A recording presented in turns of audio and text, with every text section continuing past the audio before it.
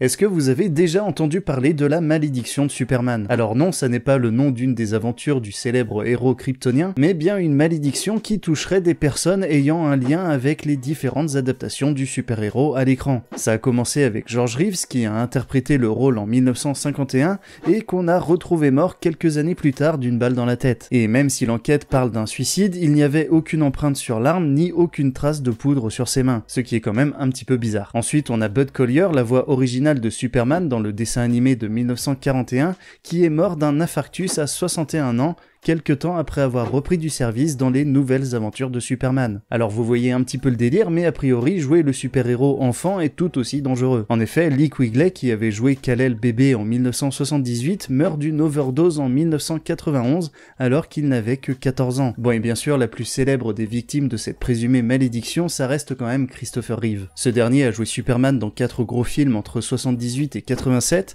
et il a eu un grave accident de cheval en 95, le rendant tétraplégique, et il décéda en 2004 à cause de complications cardiaques. Après, dans le meilleur des cas, il n'y a pas de mort, mais juste des carrières brisées. Comme celle du premier à avoir joué Superman, Kirk Alyn, qui ne trouva jamais d'autre rôle parce que son image était trop liée au super-héros. Un petit peu comme Dick Kane, qui a tenu le rôle dans l'excellente série Lois et Clark. Alors lui, il a eu d'autres rôles après la série, mais sa carrière n'a jamais vraiment redécollé. Après, il n'y a pas que les interprètes de Superman qui sont touchés. Par exemple, plusieurs personnes en charge de la production du DVD de Superman Returns ont eu des accidents genre chute ou agression. Bref, je ne vais pas vous faire une liste exhaustive, mais en gros on compterait une vingtaine de victimes de la malédiction de Superman. Donc je ne sais pas ce que vous en pensez, malédiction ou pas, mais c'est vrai que c'est quand même un petit peu chaud. En tout cas, on croise les doigts pour Tyler Hoechlin, Henry Cavill et toutes les personnes attachées au projet Superman les plus récents.